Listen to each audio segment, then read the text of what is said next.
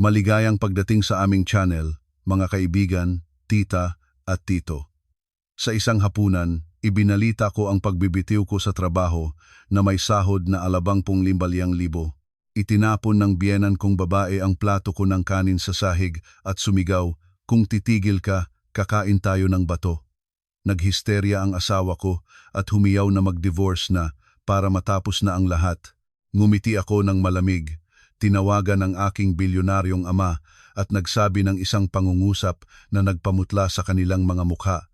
7:00 ng gabi, minaneho ko ang kotse papasok sa gate at pumarada sa malawak na bakuran ng ₱1.2 milyon na mansion na 5 taon ko nang binabayo ang hulugan.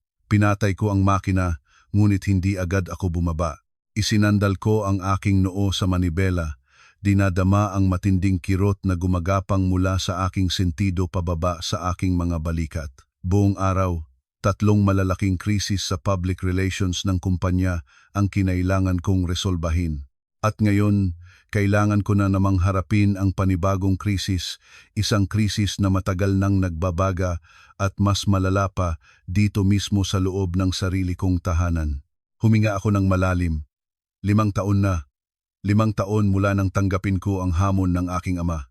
Sinabi niya na ayaw niyang mapunta ang kanyang nag-iisang anak na babae sa isang lalaking mukhang pera, kaya't gusto niyang itago ko ang aking tunay na pagkatao, mamuhay na parang isang ordinaryong tao, kumita ng sarili kong pera at humanap ng sarili kong pag-ibig. Nagawa ko naman. Nakilala ko si Marco, isang inhinyerong mukhang mabait, at naniwala akong natagpuan ko na ang tunay na pag-ibig. Pero sa loob ng 5 taon, ginamit ko ang sarili kong sahod na ₱750,000 kada buwan para akuin ang lahat ng gastusin ng kanyang buong pamilya. Habang nagsisinungaling pa rin ako sa sarili kong mga magulang na maayos naman ang buhay ko sa sahod na ₱5,000 bilang isang simpleng office staff. Itinulak ko ang pinto at pumasok sa bahay. Amoy ng malamig na pagkain ang sumalubong sa akin. Sa hapagkainan, nakaupo na ang asawa kong si Marco, ang biyenan kong si Mama Nena at ang hipag kong si Mika. Matagal na silang nakaupo roon. Walang sinuman ang naghintay sa akin. Si Mama Nena ay sumandok ng isang malaking piraso ng adobong baboy at inilagay sa plato ni Marco na may boses na kay tamis, "Kumain ka, anak. Kumain ka ng marami. Ikaw ang haligi ng tahanan na ito, kaya ikaw ang pinakapagod sa lahat." Tumangutango lang si Marco, hindi man lang nag-abalang tumingin sa akin. Tahimik akong nagpunta sa kusina, inilapag ang aking bag at nagsandok para sa sarili ko ng isang plato ng malamig na kanin, saka umupo sa bakanteng silya. Si Mika, ang hipag kong 24 na taong gulang, ay nakatutok sa kanyang cellphone. Bigla siyang ngumuso at sinabing, "Ate Isa, yung supplementary card na binigay mo sa akin, nag-error na. Balak ko pa namang iswipe para sa bagong bag, hindi tuloy na tuloy. Nakakahiya sa mga kaibigan ko." Hinigpitan ko ang hawak sa aking mga kubyertos habang nararamdaman ang pagod na umaakyat mula sa kung saang parte ng dibdib ko. Ang card na iyon, kinailangan kong magbayad ng ₱250,000 noong nakaraang buwan para lang sa mga pinamili niya. Huminga ako ng malalim, pilit na pinapakalma ang aking boses. "May sasabihin po ako sa inyo." Biglang tumahimik ang buong hapag. Sa wakas, ay nag-angat ng tingin si Marco, bahagyang nakakunot ang noo dahil naistorbo ang kanyang pagkain. Inilapag ko ang aking mga kubyertos at tiningnan silang tatlo ng diretsyo. Nagpasa na ako ng resignation letter sa trabaho kanina. Ang hangin ay biglang bumigat. Mas mabigat pa sa namumuong tutong sa kaldero ng adobong nauubusan na ng sabaw sa kusina. Si Mika ay napatingala. Nanlalaki ang mga mata. Si Marco ay natigilan, nabitawan ang kanyang mga kubyertos na lumikha ng isang matinis na kalansing sa mesa. Si Mama Nena ang unang nakabawi. Malakas niyang ibinagsak ang kanyang mga kubyertos sa mesa. Ang kanyang boses ay tuminis na parang pumipiyok. Sinisira ang nakabibinging katahimikan. "Ano? Anong sabi mo? Nag-resign ka? Nagbibiro ka ba sa akin?" Kalmado ako, kahit na ang puso ko ay kumakaripas na parang tambol sa isang pista. Hindi po ako nagbibiro, ma. Sobrang bigat na po ng pressure sa trabaho, pagod na po ako. 5 taon na akong laging puyat, kailangan ko na pong magpahinga. Pagod? Sino ba ang hindi napapagod? Biglang tumayo si Mama Nena at itinuro ako gamit ang kanyang daliri. Sahod na 5,000 ni mong 20,000 kada buwan, nakaupo ka lang sa de-aircon na opisina. Saan ka napagod diyan? Para siyang nabaliw. Bigla niyang dinampot ang plato ko ng kanin na hindi ko pa man lang nasusubuan at ibinato ito ng buong lakas sa makintab na sahig na gawa sa tiles.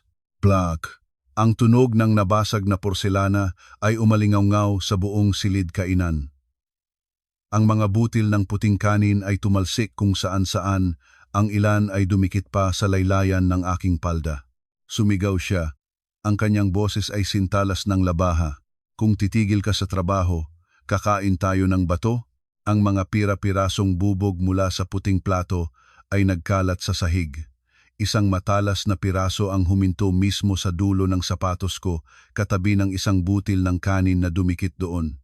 Tiningnan ko ang kalat sa aking paanan, at ang puso ko ay biglang nanlamig na parang yelo. Sa loob ng 5 taon, hindi ito ang unang pagkakataong sinigawan ako ng biyenan ko, pero ito ang unang pagkakataon na itinapon niya ang plato ko ng kanin.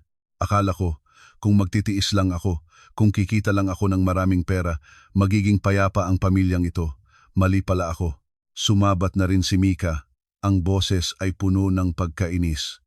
Nababaliw ka na ba, ate? Kung magre-resign ka, sino ang magbabayad ng bahay? Sino ang magbibigay sa akin ng pambili? Kakadeposit ko lang sa isang damit na nagkakahalaga ng alang 100,000.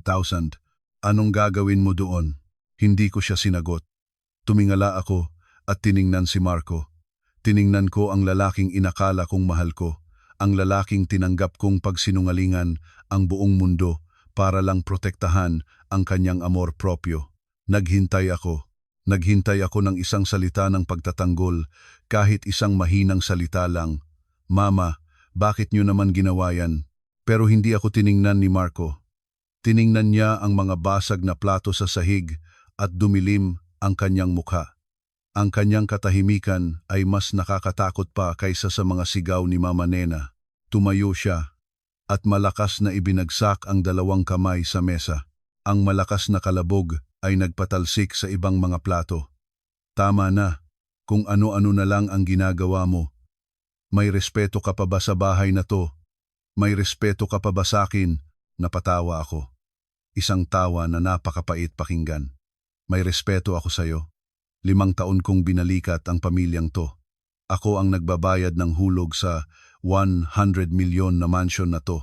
Ang mga gastusin sa bahay, ang yung 15,000 na allowance ng nanay mo kada buwan, ang panggastos ng kapatid mo, ang gulima, 150,000 na sahod mo. Tinanong mo ba ako kung sapat ba ang natitira sa akin? O marunong ka lang maglahad ng palad para kumuha pa? Ang paglalantad sa katotohanan ay lalo lang nagpagalit kay Marco. Naramdaman niyang napahiya siya. Hindi na siya ang mabait na asawang kilala ko. Sumigaw siya. Inilabas ang lahat ng kanyang tunay na iniisip. Kung pagod ka, problema mo na yan. Wala akong pakialam. Ngayong nag-resign ka na, anong ipambabayad natin sa mga utang? Mag-divorce na tayo. Mag-divorce na tayo para matapos na ang lahat. Mag-divorce na tayo para matapos na ang lahat. Ang mga salitang iyon ay parang isang martilyong direktang tumama sa ulo ko. Lahat ng bagay sa paligid ko ay parang naglaho. Agad namang sinamantala ni Mama Nena ang pagkakataon. Ngumisi siya, isang ngisi ng tagumpay. Oo, mag-divorce na. Isang baog na manok na katulad mo, 5 taon nang hindi makabuo, sayang lang sa bigas. Lumapit siya at malakas akong tinulak sa balikat. Umalis ka na sa bahay na to ngayon din. At tandaan mo, aalis kang walang-wala. Ang bahay na to ay sa anak ko. Napasuray ako at napaatras. Baog na manok, umalis kang walang-wala. Tiningnan ko si Marco na dapat ko na ngayong tawaging siya. Tiningnan ko si Mama Nena na dapat ko na ngayong tawaging ang babaeng iyon. Ang kanilang mga mukha ay biglang naging estranghero, gusot at puno ng poot. Nakamit na nila ang kanilang layunin. Itinulak nila ako sa bingit ng kawalan. Akala nila, nawala na sa akin ang lahat ang trabaho kong may sahod na al 750,000 at ngayon mawawala na rin sa akin ang bahay na ito. Sa isang iglap, wala akong naramdamang sakit. Ang naramdaman ko lang ay isang kakaibang ginhawa. Ang 5 taong hamon, ang 5 taong pagganap ko bilang isang masunuring asawa. Bilang isang makina ng pera na hindi napapagod panahon na para tapusin ito. Walang-wala inulit ko ang mga salitang iyon, saka napatawa. Ang tawa ko sa loob ng silid kainan na puno ng amoy ng puot at malamig na kanin ay tila wala sa lugar. Ang tawa ko ay nagpatigil sa kanilang tatlo. Hinihintay nilang umiyak ako, magmakaawa o magwala para kay Marco. Marahil ang tawa ko ay isang insulto. Lumapit siya at itinaas ang kanyang baba. Anong tinatawa-tawa mo diyan? Akala mo may iba ka pang pupuntahan? Isulat mo na ang divorce papers. Pirmahan mo. Sinasabi ko sa iyo, nakapangalan sa akin ang bahay na ito. Wala kang makukuhang ni isang kusing. Naniniwala siyang ganoon nga. Sa loob ng 5 taon, hinayaan ko siyang maniwala sa bagay na iyon. Maniwala na siya ang may-ari ng bahay na ito at ako ay isang hamak na nakikitira lamang na ginagamit ang aking aliban 20,000 para bayaran ang utang para sa kanya. Tama, ang bahay na to ay sa anak ko. Sumabat si Mama Nena, ang mukha ay puno ng pagwawagi. Lumayas ka dito, hahanapan ko ang anak ko ng iba. Yung marunong manganak at marespeto, hindi tulad ng isang baog na manok na gaya mo. Tumango ako. Sige, mag-divorce tayo. Hindi ko na sila tiningnan, pero imbes na kumuha ng papel at panulat gaya ng inaasahan nila, dahan-dahan kong kinuha ang aking cellphone mula sa bulsa ng aking corporate dress. Kumunot ang noo ni Mama Nena, ang boses ay puno ng pangmamaliit. Sino ang tatawagan mo? Yang pamilya mong probinsyano at pulubi para magsumbong, walang silbi. Yan, nak, hindi ko siya pinansin. Pinindot ko ang isang numero na napakatagal ko nang hindi tinatawagan. Isang numero na ipinangako ko sa aking sarili na tatawagan ko lang kapag hindi ko na talaga kaya. At ngayon, sila mismo ang nagbigay sa akin ng dahilan. Pinindot ko ang speakerphone button. Ang tunog ng tutut ay umalingaw-ngaw sa silid kainan. Pagkatapos lamang ng 2 ring, isang malalim at makapangyarihang boses ng lalaki ang sumagot. Ang boses na ito, kahit sa telepono lang, ay sapat na para makaramdam ka ng isang hindi nakikitang pressure. Isa, anak, bakit napatawag ka kay Papa ng ganitong oras? Natigilan ang buong pamilya ni Marco. Nakita kong kumunot ang noo ni Marco, sinusubukang pag-aralan ang sitwasyon. Si Mama Nena ay napanganga at si Mika ay natameme. Ang eleganteng boses na ito ay hinding-hindi boses ng isang matandang probinsyanong pulubi gaya ng kanilang inaakala. Huminga ako ng malalim na amoy ang pinaghalong amoy ng panis na kanin at galit sa hangin. Biglang nagbago ang aking boses. Hindi na ito boses ng isang pagod na asawa, kundi boses ng isang magalang na anak na babae, isang boses na sa loob ng 5 taon ay maingat kong itinago. Pa, opo, nag-decide na po akong mag-resign sa dati kong kumpanya. Ilang segundo ang katahimikan sa kabilang linya. Alam kong naiintindihan ng aking ama. 5 taon niyang hinintay ang tawag na ito. Good. Tapos na ang 5 taong pagsubok mo. Anak, akala ko mas maaga kang tatawag. Ang kanyang boses ay puno pa rin ng pagmamahal. So, naayos na nila ang lahat sa corporation. Ready ka na ba? Tumingala ako at tiningnan ang 3 mukha na nagmistulang bato sa aking harapan. Tiningnan ko ng diretso sa mga mata ni Marco na nanginginig na, saka ako bumaling kay Mama Nena na namumutla na. Ngumiti ako, isang tunay na ngiti, at sinabi ko ng malinaw, sinasadyang iparinig sa kanila ang bawat salita. Opo pa. Pumayag na po sila na umupo ako bilang bagong chairwoman. Handa na po akong pumalit sa inyo. Ang hangin sa silid kainan ay tila nagyelo. Ang mga salita kong chairwoman at pa ay parang isang switch na nag-freeze sa bawat kilos at isipan ng pamilya ng asawa ko. Si Mama Nena ay nakanganga pa rin, ang daliri niyang nakaturo sa akin ay nanginginig na. Si Marco naman ay nanigas, ang kanyang mukha ay isang kakaibang halo ng pagkalito, takot at hindi makapaniwalang pagtataka. Nabitawan ni Mika ang kanyang cellphone sa mesa, ngunit walang tunog dahil bumagsak ito sa plato ng adobo. Kalmado kong ibinaba ang telepono. Chairwoman? Si Mama Nena ang unang nakapagsalita ng pautal-utal. P. Palma? Iibig sabihin ba, yung Palma Corporation na napapanood sa TV? Napangisi ako. Isang pakiramdam ng pagod at pagkasuklam ang umakyat sa aking dibdib. Opo, yung pamilyang probinsyano at pulubi na lagi ninyong sinasabi, yun po ang may-ari ng corporation na yon. Tila nagising si Marco mula sa kanyang pagkakatulala. Paano matatanggap ng isang lalaking mayabang at laging nag-aakalang siya ang pinakamagaling na 5 taon na siyang nabuhay na parang isang parasitiko sa isang bilyonaryang asawa? Isa, ano bang pinagsasabi mo? Sino ang inupahan mong umarte diyan? Sigaw niya, pero ang kanyang sigaw ay humina na. Akala mo kapag ginawa mo yan, hindi ako makikipag-divorce? Akala mo, sa sandaling iyon, biglang may ginawa si Mama Nena na ikinagulat ko. Siya, nakakatapon lang ng plato ko, nakakatwag lang sa akin na baog na manok. Bigla siyang nagkumahog, nagmamadaling yumuko sa sahig. Pinulot niya ang isang malaking piraso ng basag na plato, nanginginig ang kamay. Pagkatapos ay tumingala siya, isang 180-degree na pagbabago sa kanyang mukha.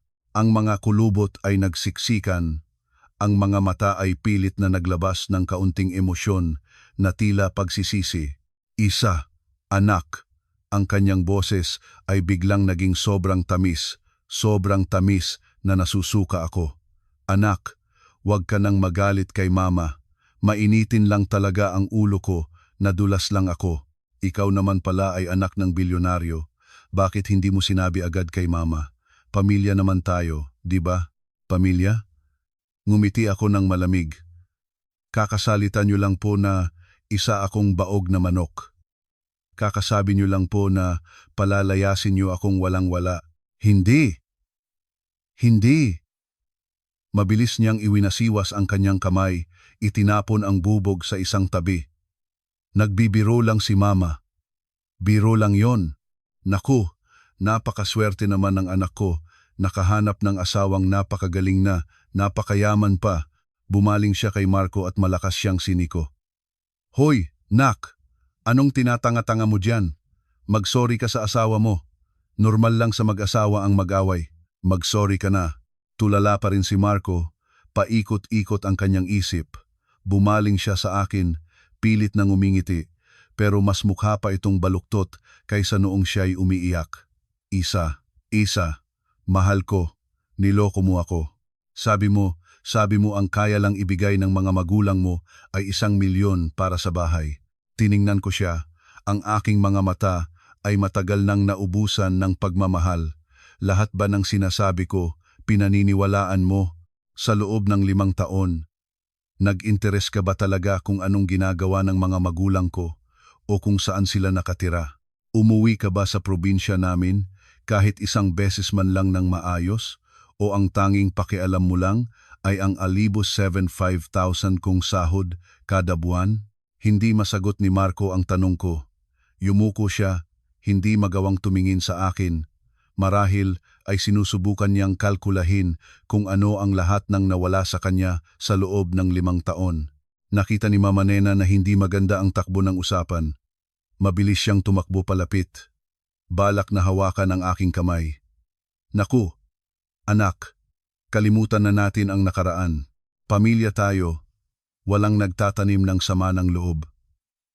Ngayong chairwoman ka na, dapat bigyan mo rin ng posisyon yang si Marco sa korporasyon, di ba? Hindi naman pwedeng mas angat ang asawa sa lalaki. Ang walang katapusang kasakiman, sobrang hayag na nakakadiri. Umatras ako, iniwasan ang kanyang kamay. Divorce, inulit ko, sigurado ang divorce. Pero tiningnan ko silang tatlo, saka ngumiti. May aalis ngang walang-wala, pero hindi ako. Hindi na ako nagsalita pa. Dumiretso ako sa taas, sa aking home office. Ang kwartong ito na lagi kong nilolak, ang tanging lugar sa bahay kung saan ako makahinga. Binuksan ko ang aking safety deposit box at kinuha ang isang folder ng mga dokumento na matagal ko nang inihanda. Pagbaba ko, nakatayo pa rin silang tatlo roon na parang mga estatwa sa isang karikature ng kasakiman at kamangmangan. Inilapag ko ang folder sa hapagkainan, katabi mismo ng plato ng malamig na adobo. Una, ito ang titulo ng 100 milyon na mansion na ito. Binuklat ko ang unang pahina. Pangalan ng may-ari, Isabel Palma. Nag-iisang pangalan ko lang. Dumamba si Marco para agawin ang titulo. Ang kanyang mga mata ay nakadikit sa mga salitang iyon. Hindi pwede. Malinaw na nakapangalan to sa'yo. Sabi mo, binabayaran mo pa ng hulugan? Nagsinungaling ako, sabi ko, habang nakakrus ang mga braso. Gaya ng pagsisinungaling ko na awa 75,000 lang ang sahod ko, gayong ang totoo ay awa 750,000. Ang bahay na ito ay binili ng cash ng papa ko para sa akin, isang buwan bago tayo ikasal. Ito ay prenuptial property. Tiningnan ko siya ng may awa. 5 taon, sinabi kong hulugan para bigyan kayo ng pagkakataong magkaroon ng dignidad, para bigyan ka ng pagkakataong patunayan na ikaw ang haligi ng tahanan. Pero sayang, hindi nyo pala kailangan yon. Ang gusto nyo lang ay ihulugan ko ang buong buhay ko para sa pamilyang ito. Pangalawa, kumuha ako ng isa pang papel. Ito ay isang kasulatan ng pagkakautang na nagkakahalaga ng A2.5 milyon na mutla si Mama Nena. Ito ang perang laging ipinagyayabang ni Mama Nena sa mga kapitbahay na ambag niya raw sa pagbili namin ng bahay. Itinaas ko ang papel. Ito ang pirma ni Marco at ang pirma ni Nyoma. Utang sa papa ko, si Don Ricardo Palma. 0% interest. Diniinan ko ang mga salita sa isang kondisyon na tratuhin ninyo ako ng maayos. Napaatras siya at natisod sa paa ng silya. Nakasulat ng malinaw sa kontrata, patuloy ko sa malamig na boses. Kapag nilabag ng Party B na kayo at si Marco, ang kondisyon, ang Party A na ang papa ko ay may karapatang bawiin agad ang utang kasama ang interes ng bangko sa loob ng 5 taon. At ngayong gabi, tiningnan ko ang basag na plato ng kanin sa sahig, nilabag ninyo ang kondisyong iyon. Sakto sa sandaling iyon, umalingaw-ngaw ang doorbell, sunod-sunod at malakas. Ang tunog ng doorbell ay umalingaw-ngaw, sunod-sunod at tiyak na parang may itinakdang oras. Pinutol nito ang mabigat na katahimikan sa loob ng kwarto. Napatalon si Marco at Mama Nena. Maging si Mika ay nag-angat ng ulo, mukhang takot. Marahil ay iniisip nilang mga kapitbahay iyon na gustong makiusyoso sa drama ng kanilang pamilya. Kalmado akong pumunta para buksan ang pinto. Marco, may naghahanap sa'yo, sabi ko. Naguguluhang tumingin sa akin si Marco, saka kinaladkad ang mga paa papunta sa pinto. Sumilip siya sa peephole at biglang napaatras sa gulat. Sino yon? Ang dami nila. Buksan mo ang pinto. Utos ko. Nanginginig na binuksan ni Marco ang pinto. Ang mabigat na pinto ng mansyon ay dahan-dahang bumukas. Sa labas, hindi mga kapitbahay ang nakatayo. Isang lalaking nakaitim na suit at salamin na may gintong frame ang pumasok. Sa likod niya ay 4 pang matatangkad na lalaki, nakaitim din na suit na mukhang mga profesional na bodyguard. At sa huli, isang nakatatandang lalaki na nakauniporme ng magarang mayordomo, may hawak na leather portfolio. Pumasok sila. Ang kanilang profesionalismo at aura ay nagpamukhang masikip at magulo sa bahay, lalo na sa mga basag na plato sa sahig. Ang lalaking nakaitim na suit, na nalaman kong si Attorney Castro, ang personal na abogado ng aking ama, ay hindi pinansin ang pamilya ni Marco. Dumiretso siya sa harap ko at yumuko ng 90 degrees. Magandang gabi, Ma'am Isa. Pasensya na po at na-late kami. Bilin po ni Don Ricardo na dapat ay narito na kami 30 minuto kanina. Okay lang, sagot ko. Saktong-sakto lang ang dating nyo. Tumango si Attorney Castro, lungon siya sa 3 Ang kanyang tingin ay matalim. Magandang gabi po. Ako si Attorney Castro, legal representative ni Miss Isabel Palma at ng Palma Corporation. Binuksan niya ang portfolio na iniabot ng mayordomo. Naparito po ako para ipaalam ang mga sumusunod. Una, itinaas niya ang isang dokumento. Ito po ay isang Notice of Property Recovery. Ang bahay na ito ay personal at prenuptial property ni Miss Palma. Anumang verbal na kasunduan tungkol sa pagsasama o pagiging bahay ng anak ay walang legal na basehan. Pangalawa, itinaas niya ang isa pang dokumento. Ito ay isang demand letter para sa 2.5 milyong utang. Ayon sa kasunduan, nilabag ninyo ang mga tuntunin, kaya't ang utang ay kailangang bayaran agad-agad kasama ang 8% compounded interest sa loob ng 5 taon. Sino kayo? Sa wakas ay nakasigaw si Mama Nena. Bahay ko to, 5 taon na akong nakatira dito. Mga siga ba kayo? Tatawag ako ng pulis. Hawak-hawak ni Marco ang kanyang ina. Tila naiintindihan na niya ang nangyayari. Kung kami man ay mga siga o hindi, hindi na po iyon mahalaga. Tumingin si Attorney Castro sa kanyang relo na may diamante. Ipinapaalam ko lamang sa inyo, Ginoo, Ginang at Binibini. Sumulyap siya kay Mika. Mayroon kayong 30 minuto para ligpitin ang inyong mga personal na gamit. Eksaktong 30 minuto. 30 minuto? Pinapalayas niyo kami? Sigaw ni Marco. Hindi po pagpapalayas, pagtatama ni Attorney Castro, kundi pag-anyaya sa mga taong walang karapatan sa ari-arian na umalis mula sa pag-aari ng tunay na may-ari. Pagkatapos ng 30 minuto, papasok na ang aming clean-up team at lahat ng gamit na hindi pag-aari ni Ma'am Isa, ngumiti siya ng malamig, ay ituturing na basura at itatapon ayon sa nararapat. Ang salitang basura ni Attorney Castro ay umalingaw-ngaw ng malamig at tiyak na parang isang martilyo. 30 minuto para bawiin ang lahat. 30 minuto. Si Mama Nena ang unang sumigaw. Pero sa pagkakataong ito, ang kanyang boses ay hindi na nanunumbat kundi boses ng isang taong nasa bingit ng panik. Hindi na siya makapagdrama pa. Dali-dali siyang tumayo at kumapit sa manggas ni Marco. Anak, totoo nga, pinapalayas nila tayo. Paano tayo makakapag-impake sa loob ng 30 minuto? Pero ang pinakamatinding sumabog ay si Mika.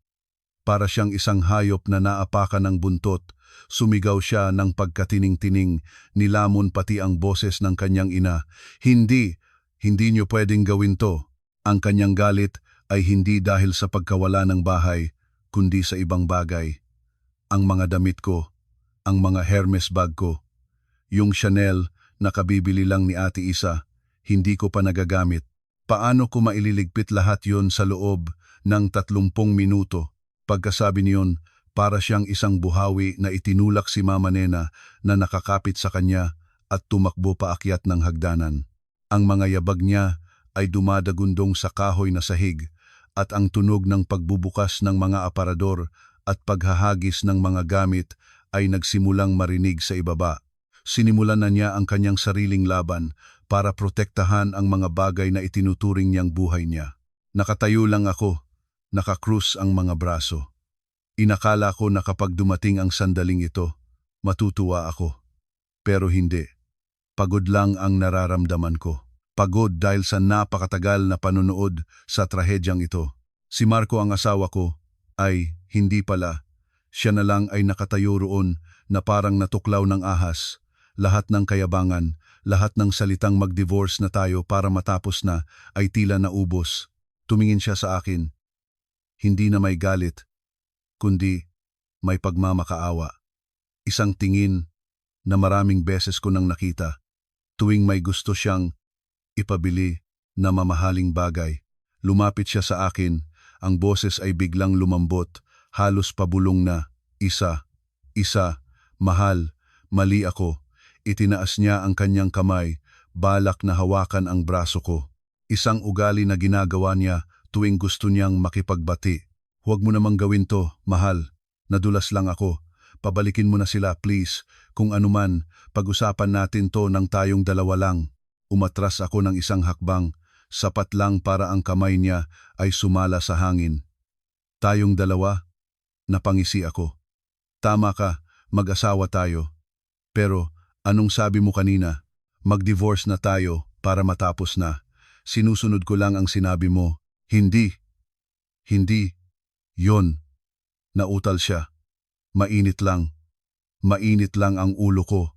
Kaya ayoko nang marinig pa. Tumingin ako kay Attorney Castro na nakatayong seryoso na parang isang hukom. Sumulyap siya sa kanyang relo. Ang boses ay walang emosyon. 12 minuto na lang po. Ang mga salitang iyon ay parang isang gamot na nagpapanik kay Marco. Mabilis siyang lumingon at sinigawan si Mama Nena na nakatayo pa ring tulala. Ma, anong tinatayo tayo nyo diyan? Umakyat kayo at mag-impake. Bilis, 20 minuto na lang. Pagkasabi nito, nagtatakbo na rin siya paakyat sa kanilang kwarto para simulan ang kalunos-lunos na paglikas. Nagsimula na ang pagtakas ng pamilya nila. Mga sigawan at pagtatalo ang umalingaw-ngaw mula sa ikalawang palapag. Akin yan. Ikaw na, kumuha ng mas malaking maleta. Diyos ko, paano natin mailalabas tong TV? Marahil ay napagtanto ni Mama Nena na wala siyang gaanong mabubuhat, kaya bumalik siya sa kanyang huling alas, ang pagdadrama. Hindi siya umakyat sa kwarto. Sa halip, umupo siya sa sahig sa paanan ng hagdan at sinimulang paghahampasin ang kanyang mga hita, umiiyak ng malakas. Sa pagkakataong ito, hindi na ito sigaw na matinis, kundi isang panaghoy na puno ng paghihinagpis. Ang tunog na laging ginagamit niya para mapalambot ang puso ni Marco. Diyos ko po, ano bang kamalasan to?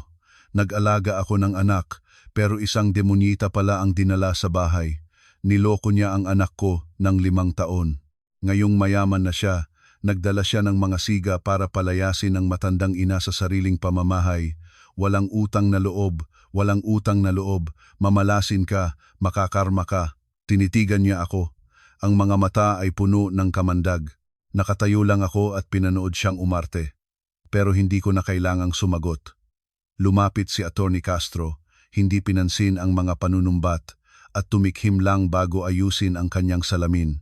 Ginang, ikinalulungkot po namin ang abala, pero nire-record po ng aming mga security ang buong proseso.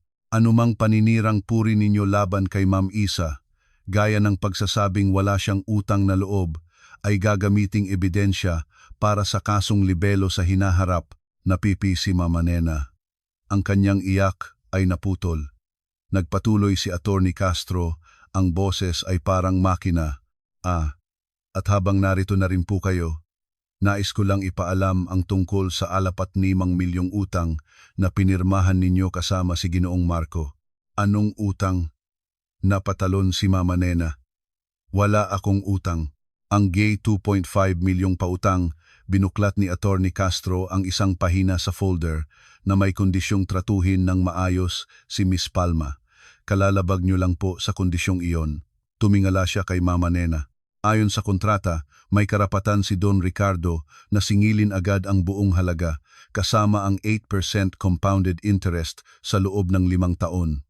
Sa kabuuan, nag-compute siya sa isip, ito ay aabot sa 3,673,320. Sinungaling ka, nanginginig na sabi ni Mama Nena. Hindi po kami nagsisinungaling, Ginang. At dahil si Ginoong Marco ay co-signer, kung hindi ninyo mababayaran ito sa loob ng 24 oras, lumingon si Attorney Castro kay Marco, nakakababa lang ng hagdan na may dalang sandamakmak na damit. Agad po kaming magpapadala ng request sa bangko para i-freeze ang inyong payroll account. Natigilan si Marco. Ang mga damit ay nahulog sa kanyang paanan. At, dagdag ni Attorney Castro na, para bang may naalala, pati na rin po yung maliit na condominium unit sa labas ng syudad na nakapangalan sa inyo at pinaparentahan, hihilingin din po naming i-freeze. Kayo, namutla si Marco. At syempre, ngumiti si Attorney Castro. Isang ngiti na sa tingin ko ay mas nakakatakot pa kay Mama Nena. Isang mantsa sa inyong credit record ay hindi maiiwasan. Congratulations po. Ang dagok na ito ay mas matindi pa kaysa sa pagpapalayas sa kanila sa mansyon. Direkta itong tumama sa kanilang kinabukasan, sa kanilang karera, sa huling hibla ng amor propyo na pinanghahawakan ni Marco. Binitawan ni Marco ang mga damit. Hindi siya sa akin tumingin, kundi kay Mama Nena, at umungol. Ma, tumahimik na kayo. Huwag na kayong magsalita. Gusto niyo bang mamulubi tayong lahat sa kalye? Ang dagok sa kanilang pananalapi at credit record ang tuluyang pumatay sa anumang natitirang paglaban ng pamilya nila. Ang 30 minutong countdown ay natapos sa isang mabigat na katahimikan. Tanging ang tunog na lang ng pagsasara ng zipper ng maleta at paghingal ang maririnig. Bumaba si Mika mula sa itaas, hila-hila ang 2 dambuhalang maleta. Namamaga ang kanyang mga mata. Kinain na ng luha ang kanyang mamahaling makeup. Hindi na siya sumisigaw. Nakayuko na lang habang kinakaladkad ang kanyang mga bagahe kung saan marahil ay nakatago ang buo niyang kayamanan ng mga bag. Si Marco at si Mama Nena ay may bitbit ding mga supot at bag na kung ano-ano ang laman. Ang itsura nila ay hindi naiiba sa mga taong pinalayas ng may-ari ng apartment dahil hindi nakapagbayad ng upa. Ang elegante at mayabang na aura na pilit nilang binuo sa loob ng 5 taon ay tuluyan ng naglaho na palitan ng isang kaawa-awang itsura. Ang 4 na bodyguard na nakaitim ay humanay at magalang na binuksan ang pangunahing pinto. "Daan na po kayo, ma'am." "Sir," sabi ng isa, walang emosyon ang boses. Tiningnan ako ng masama ni Mama Nena, isang tingin na halos makasunog. Bilang isang reflex, inabot ni Marco ang susi ng mamahaling kotse na nakasabit sa dingding. Iyon ang kotseng binili ko, pero lagi niyang itinuturing na kanya. "Pasensya na po, Ginoong Marco." Mas mabilis si Attorney Castro. Dahan-dahan niyang kinuha ang susi mula sa kamay ni Marco. Ang kotse pong ito, ang plaka ay nakapangalan din kay Miss Palma. "Ikinalulungkot po namin, pero hindi niyo ito pwedeng gamitin. Pakibook na lang po ng Grab." Iyon na ang huling patak na nagpaapaw sa pasensya ni Marco. Hindi siya sumigaw, pero nakita kong nanginig ang kanyang mga balikat. Nawala na sa kanya ang lahat. Ang mayamang asawa, ang magarang bahay, ang mamahaling kotse, at ngayon pati na ang kanyang kinabukasan.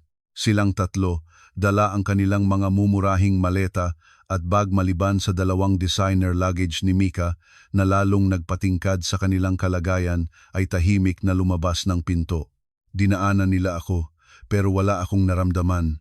Walang galak, walang awa, tanging isang pakiramdam ng kawalan.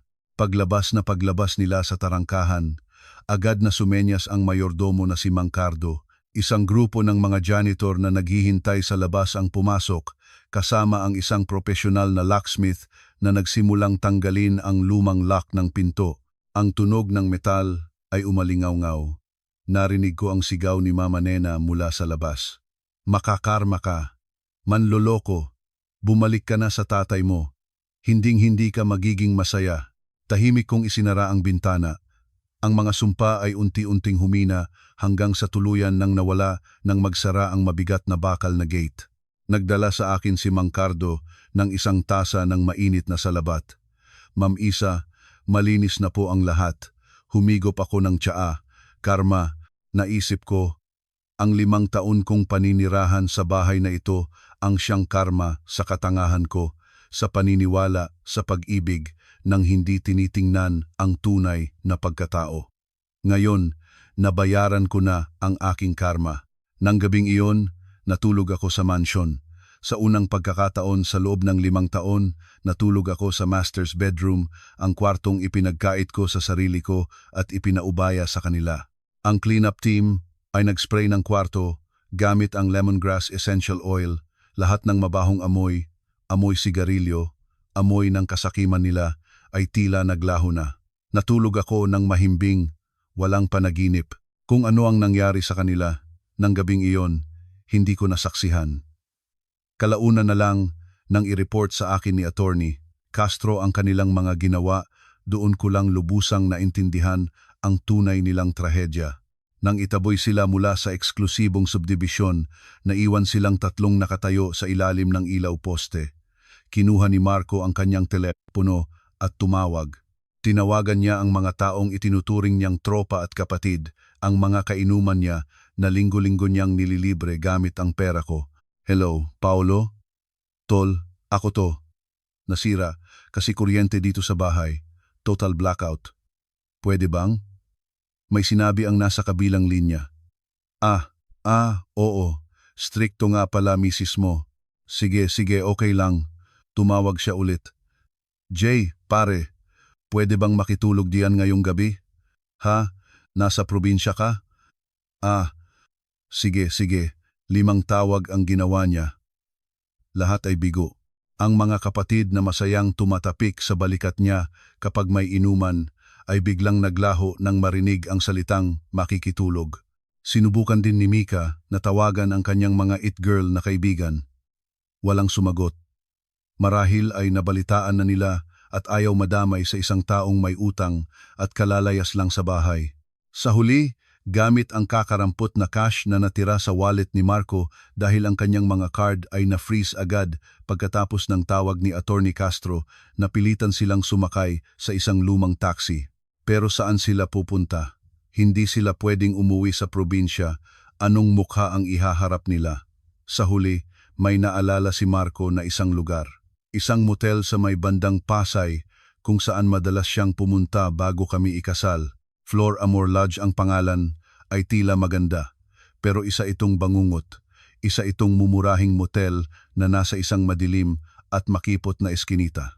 Pagpasok nila, isang halo ng amoy ng amag, lumang sigarilyo at kabulukan ang sumalubong sa kanila. Agad na tinakpan ni Mama Nena ang kanyang ilong. Diyos ko, anong amoy to? Kinaladkad ni Mika ang kanyang 2 mamahaling maleta sa basag-basag na sahig at humagulgol. Ayokong dito. Ang dumi-dumi. Tingnan niyo yung bedsheet. Bakit dito? Pagod at hiyang-hiya na si Marco. Napasigaw na lang siya. Kung hindi dito, saan? Sa kalye, tumahimik na kayong lahat. Kinuha niya ang kanyang ID at kumuha ng isang kwarto. Ang kwarto ay halos 10 metro kwadrado lang. Ang mga pader ay naninilaw.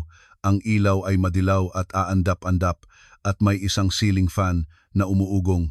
Tiningnan ni Mama Nena ang maruming banyo, saka ang kanyang ginintuang anak na si Marco. Sa wakas, gumuho na rin siya. Napaupo siya sa sahig at humagulgol ng malakas.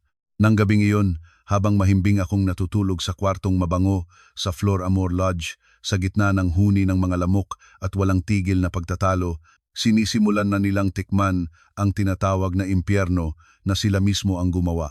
Nang gabing iyon, napakahimbing ng tulog ko sa kwartong mabango sa amoy ng lavender, sa malambot na kama na sa loob ng 5 taon ay hindi ko man lang inangkin. Pero nalaman ko kalaunan na hindi kalayuan, mga 10 kilometro lang, sa isang inaamag na kwarto sa Flor Amor Lodge, may 3 taong nabubuhay sa kanilang sariling impyerno. Ayon sa ulat ni Attorney Castro, na nagpabantay sa kanila para masigurong hindi sila gagawa ng masama, sa masikip na kwarto ng gabing iyon, mas malakas pa ang huni ng mga lamok kaysa sa umuugong na ceiling fan. Si Mama Nena, na sanay na pinagsisilbihan, ay hindi makatiis sa amoy mula sa banyo. Nagrereklamo siya. Diyos ko, ano bang amoy yan? Marco, ano bang lugar to? Mas mabuti pang sa kalye na lang matulog. Si Mika naman ay nakasulok, yakap-yakap ang kanyang 2 mamahaling maleta, humahagulgol. Kakatingin niya lang sa social media at nakita ang mga kaibigan niyang nagche-check-in sa mga mamahaling bar habang siya ay nasa isang maruming lugar. Ang pagkakaibang iyon ang nagpatindi ng kanyang galit sa akin. Tanging si Marco lang ang tahimik. Nakaupo siya sa gilid ng kama, sinasabunutan ang sarili.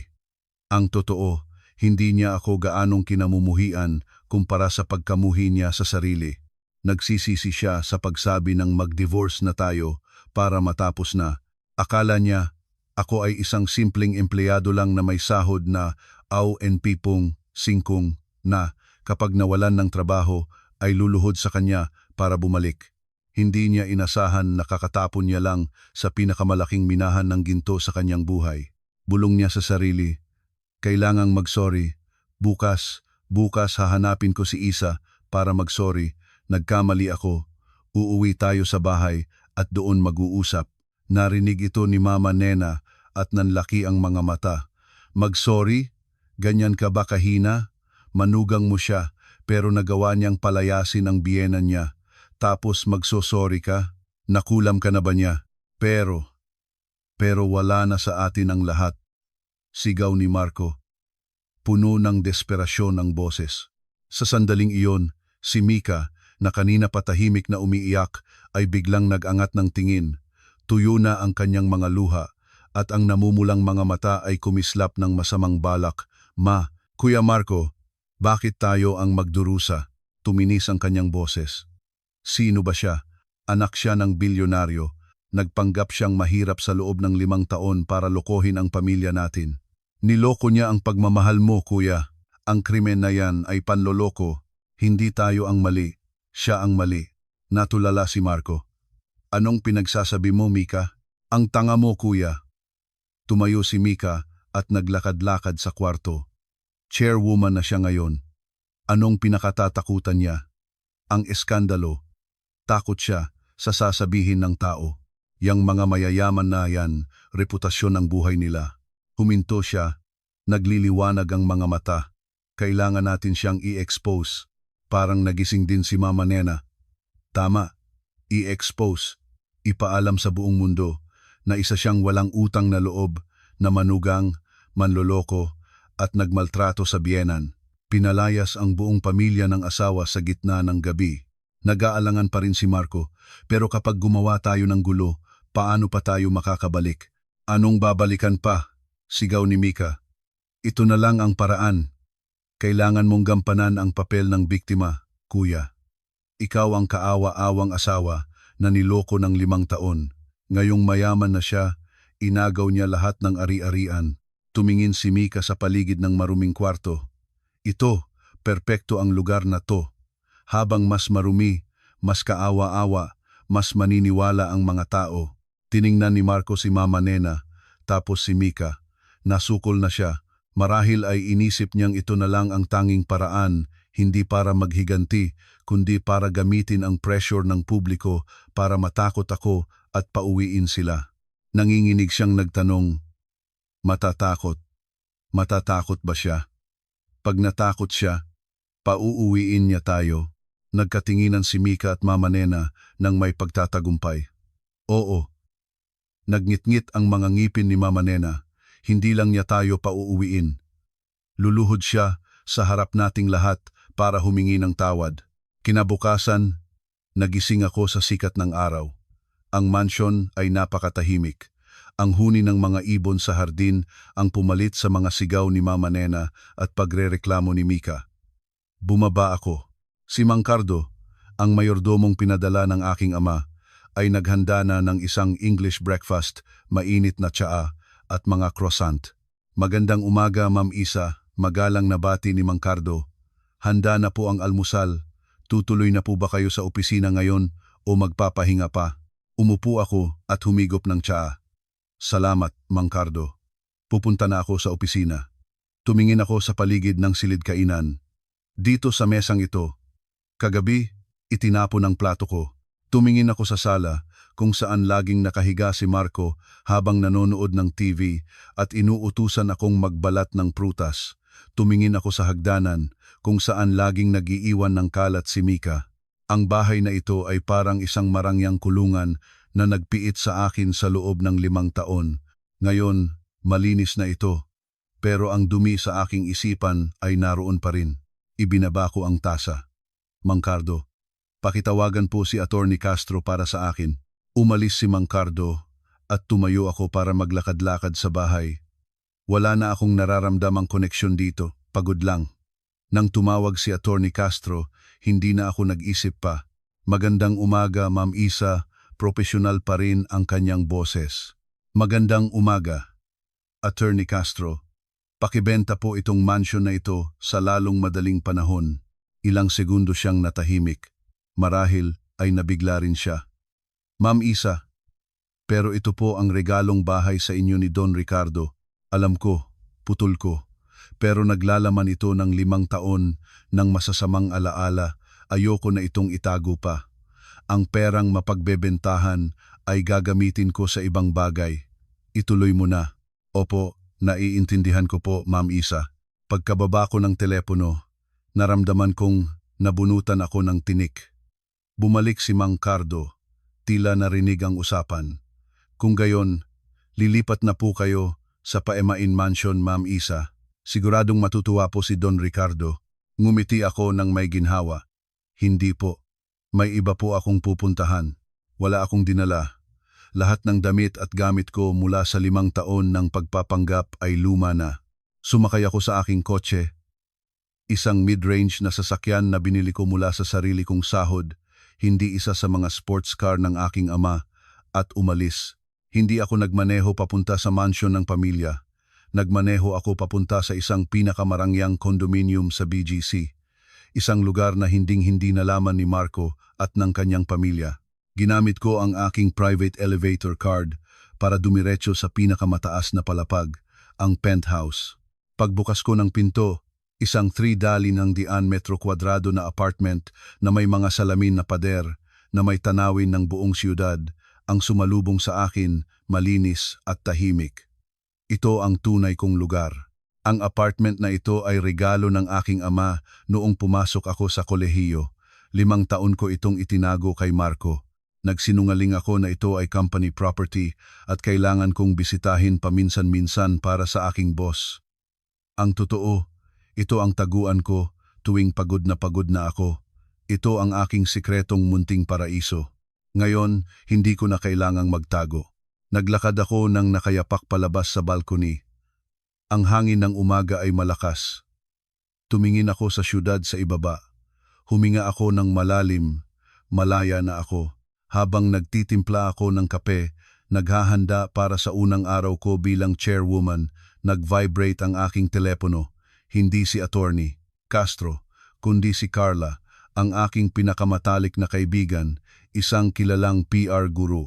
Ngumiti ako at sinagot ang tawag. Hello, narinig ko may gustong bumili ng buong magazine. Isa, sigaw ni Carla sa kabilang linya. Mas malakas pa sa tugtog ko. Nasaan ka? Mag-online ka ngayon din. Bilis, yung mga walang hiyang pamilya ng asawa mo. Ang lakas ng loob nilang gawin to. Kumunot ang noo ko, nawala ang aking ngiti. Kalma, Carla. Kalma? Anong kalma? Halos maiyak na si Carla. Inexpose ka nila. Trending .1 sa lahat ng platform ngayon. Grabe ang acting nila. Pati ako muntik nang maniwala kung hindi lang kita kilala. Bahagyang nanginig ang aking kamay. Ibinaba ko ang tawag at binuksan ang aking tablet. Kakapadala lang din sa akin ni Attorney Castro ng link na may kasamang mensahe. Ma'am Isa, emergency. Pinindot ko ang link. Isang video at ang titulo nito ay direktang tumama sa aking mga mata, kulay pula at nakakadiri, nakakagulat. Ang asawa kong anak ng bilyonaryong si Palma niloko ako ng 5 taon. Ngayon, tinaboy ang matanda kong ina at kapatid sa kalye. Parang nagyelo ang dugo sa aking mga ugat. Pinindot ko ang play. Isang madilim at maruming eksena ang lumitaw. Iyon ang kwarto sa Flor Amor Lodge na nabanggit ni Attorney Castro. At sa eksenang iyon, naroon ang asawa ko, si Marco. Mukha siyang kaawa-awa, iyon ang totoo. Suot pa rin niya ang kanyang damit pang opisina mula kahapon, gusot at marumi. Magulo ang kanyang buhok at balbas, at ang kanyang mga mata ay namumula at may maitim na bilog. Nakaupo siya sa kama na may manilaw-nilaw na sapin at umiiyak siya. Sa lahat po ng nakakapanood, simula niya, garalgal ang boses. Hindi ko na po alam ang gagawin ko. Isa po akong bigong asawa at anak. Sinimulan niyang ikwento ang kanyang bersyon. Isang kwentong perpektong binaluktot. Ikinuwento niya ang 5 taon nilang pagsasama sa hirap at ginhawa. Ikinuwento niya kung paano siya nagpakahirap para mabili ang mansion. Sinadyang gawing malabo ang detalye para isipin ng mga tao na sa kanya ang bahay o pinaghatian nila. Sinabi niyang ang asawa niya, "Ako ay nasa bahay lang at nag-online para may panggastos. Wala po akong kaalam-alam." Humagulgol siya ng mas malakas. Wala akong kaalam-alam na anak pala siya ng isang bilyonaryo. Minahal ko siya ng totoo. Ang wating ang kasugdulan ng kanyang drama. Kahapon, dahil lang sa aksidente kong natuklasan ang tunay niyang pagkatao, ang panloloko niya, bigla siyang nagbago ng ugali. Ang kamera ay gumalaw at itinutok sa isang sulok. Nakaupo si Mama Nena sa sahig, nanginginig at tahimik na umiiyak, isang kaawa-awang itsura. Sumigaw si Marco, nakatingin ng diretso sa kamera. Ginamit niya ang kanyang kapangyarihan, ang kanyang mga siga, para agawin ang bahay na pinaghirapan ko. Pinalayas niya ang 60 anyos kong ina at kapatid sa gitna ng gabi. Ngayon, dito na lang kami sa mumurahing motel na to nakatira. Inikot niya ang kamera sa paligid. Wala na akong kailangan. Ang kailangan ko lang ay isang paumanhin. Ang kailangan ko lang ay hustisya. Nagtapos ang video sa kanyang mga hikbi. Hindi ako gumalaw. Hindi ako nalungkot. Hindi ako nasaktan. Nagalit ako. Isang malamig na galit ang gumapang sa aking likod. Ang kataksilan ay wala sa mga kasinungalingan kundi sa kawalan ng puso, sa pagkalkula, sa kababaan ng kanilang perpektong dula. Tumunog ang aking telepono. Si Attorney Castro na. Ma'am Isa, umabot na po ng 1 million views ang video sa loob ng isang oras. Nagsisimula na pong tumawag ang mga reporter sa opisina ni Don Ricardo. Nakatulala pa rin ako sa screen ng tablet na nakapatay na. Hindi ko na kailangang manood pa. Nag-scroll ako pababa sa comment section. Libo-libo, 10,000 komento ang lumalabas bawat segundo, parang isang bagyo ng basura. Galit na galit ako sa mga mayayamang nagpapanggap na mahirap at niloloko ang damdamin ng iba. Grabe, ang awa ko sa lalaki. Totoong-totoo ang iyak, hindi acting. Matandang 60 anyos pinalaya sa gabi. Ang sama ng babaeng to. Hayop, walang puso, i-boycott ang Palma Corporation, mga manloloko. Ang media storm na ito ay hindi lang sa akin nakatutok, kundi sa buong korporasyon na. Nagtagumpay si Marco at Mika sa paggamit ng galit sa mayaman, awa sa mahirap na sentimiento ng masa. Nagtagumpay silang gawing biktima ang kanilang mga sarili. At alam kong hindi titigil si Mika doon. Nalaman ko kalaunan na kasabay ng paglabas ng video, gumamit si Mika ng 10 dummy accounts para ikalat ang link sa mga forum at Facebook groups. Naghasik pa siya ng mga chismis sa comment section. Narinig ko 5 taon daw baog yang babaeng yan, baka nakarma kaya naging masama. Sabi-sabi may kabit daw yan, kaya nung nahuli ng asawa, inagaw na lang lahat ng ari-arian. Hindi rin nagpaiwan si Mama Nena. Tumawag siya sa probinsya at nagiiyak sa mga kamag-anak. Sinasabing binugbog ko raw siya. Tumawag ulit si Attorney Castro, halatang tensyonado. Ma'am Isa, bahagyang gumagalaw pababa ang stocks ng korporasyon kaninang umaga. Maraming reporter ang nakapaligid sa main entrance ng building. Lahat ay naaayon sa kanilang plano. Gusto nilang wasakin ang aking reputasyon. Sa sandaling iyon, tumunog ang aking private line. Ang tanging linya na direktang konektado sa aking ama. Huminga ako ng malalim at sinagot, "Pa." Ang boses ng aking ama ay kalmado at matatag pa rin. Nakita ko na, isang murang palabas, pero masyadong magaling umiyak ang mga artista. "Pasensya na po," sabi ko, nanginginig ang boses. "Pa, sorry po at nadamay ang korporasyon sa personal kong problema. Hindi mo ito kasalanan," putol ng aking ama. "Ito ang una mong pagsubok bilang chairwoman. Gaano katagal mo kailangang linisin ang gulong ito?" Tumingin ako sa orasan, 7 ng umaga. Ngayon sana ang araw ng aking tahimik na pag-upo sa pwesto. 3 oras po, Mr. Chairman. Sabi ko, bumalik na ang tibay sa aking boses. 10:00 ng umaga, magpapatawag ako ng press conference. Mabuti. Ang buong korporasyon ay naghihintay sa iyo sa conference hall. Ibinaba ng aking ama ang telepono. Tapos na ang pagiging biktima nila. Oras na para ako naman ang kumilos. Tiningnan ko ang sarili kong reflection sa screen. Isang babaeng may bahagyang namamaga na mga mata ngunit puno ng determinasyon. Gumawa ako ng 2 sunod na tawag. Una, kay Attorney Castro. "Attorney, Kailangan kong ihanda mo ito sa loob ng 2 oras. Una, ang 5-year salary statement ko at ni Marco. Pangalawa, ang detailed credit card statement ng supplementary card ni Mika. Pangatlo, lahat ng legal na dokumento, titulo ng bahay, patunay ng prenuptial property. Pang-apat, i-extract ang CCTV footage mula sa hapunan kagabi. Kailangan ko ng malinaw na kuha ng pagtapon ni Mama Nena sa plato ko at ang pagsigaw ni Marco na gusto niyang makipag-divorce. Panlima, ang iliban 2.5 milyong loan agreement na may pirma nilang dalawa. Ihanda mo lahat yan sa isang presentation file. 10 a.m., magpe-press con tayo. Pangalawa, kay Carla. Carla, ako to. Gusto mo ba ng pinakamainit at eksklusibong balita sa buong bansa? Galit pa rin ang boses ni Carla. Sa gitna ng gulong to, nagbibiro ka pa? Hindi ako nagbibiro, putol ko. 10 ng umaga, sa main lobby ng Palma Corporation. Magdaraos ako ng press conference. Dalhin mo ang buong team mo.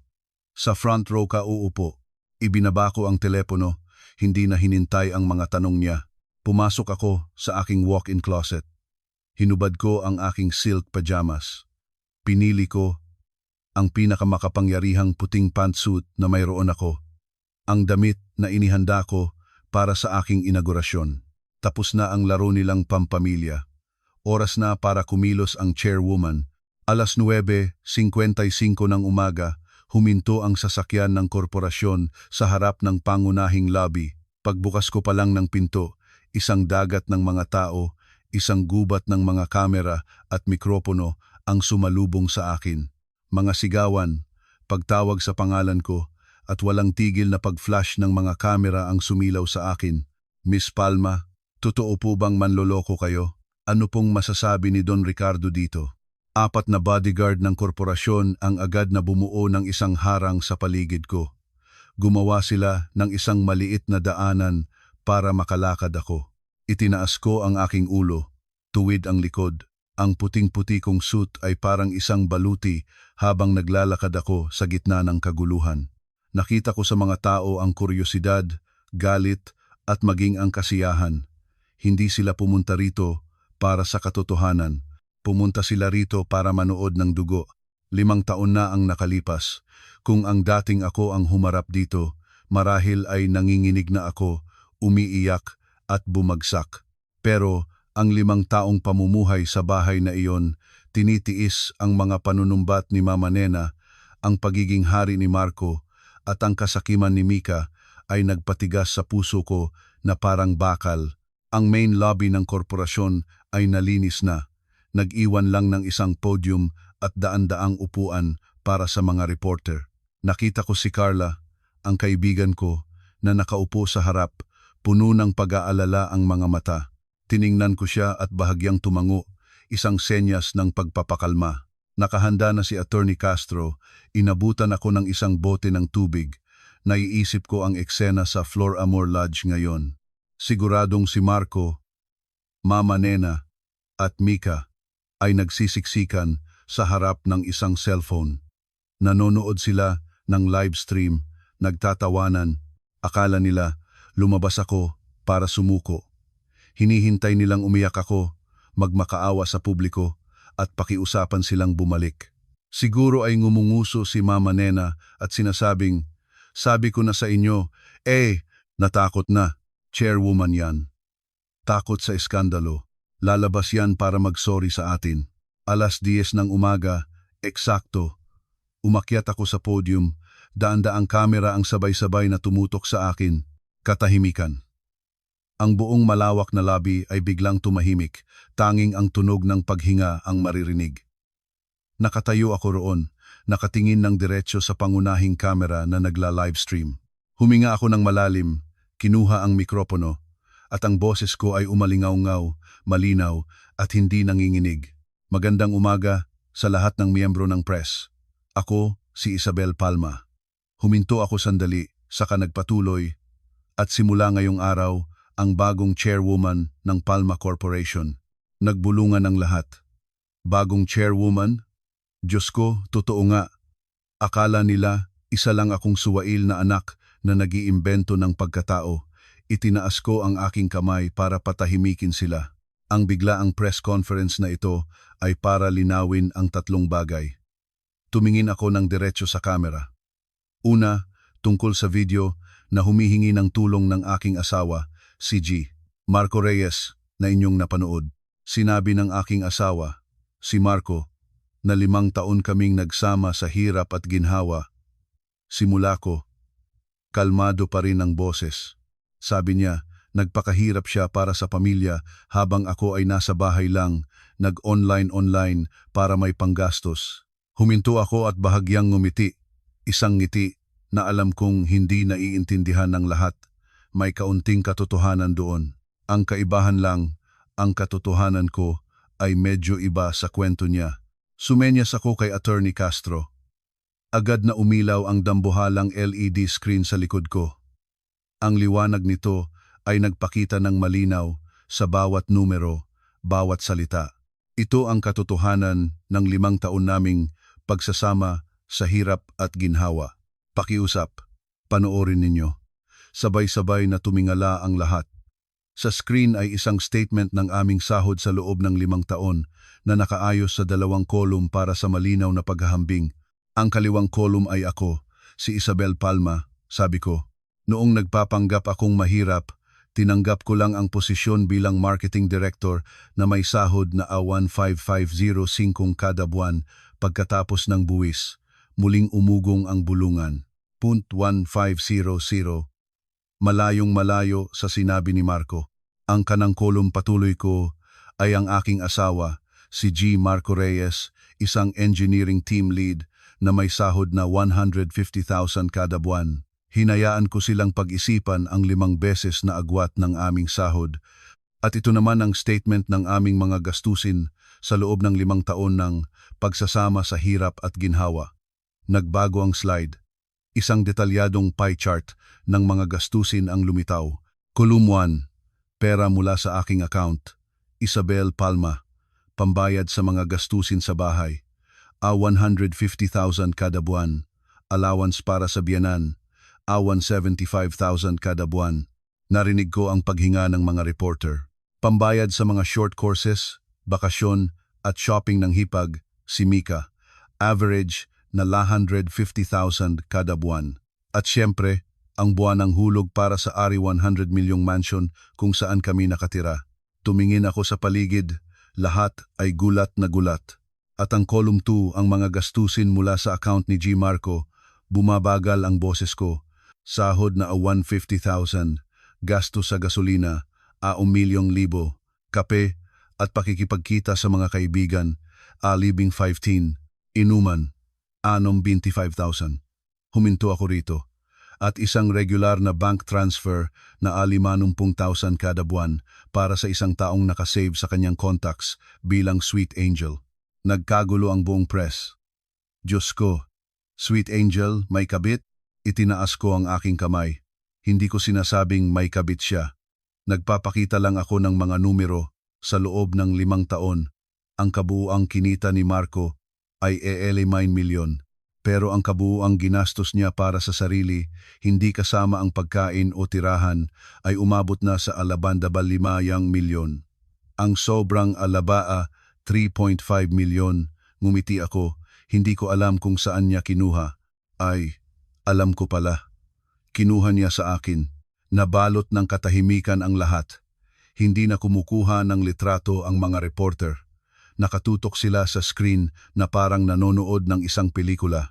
Pangalawa, patuloy ko, bahagyang nanginginig ang boses, hindi dahil sa takot, kundi dahil sa galit.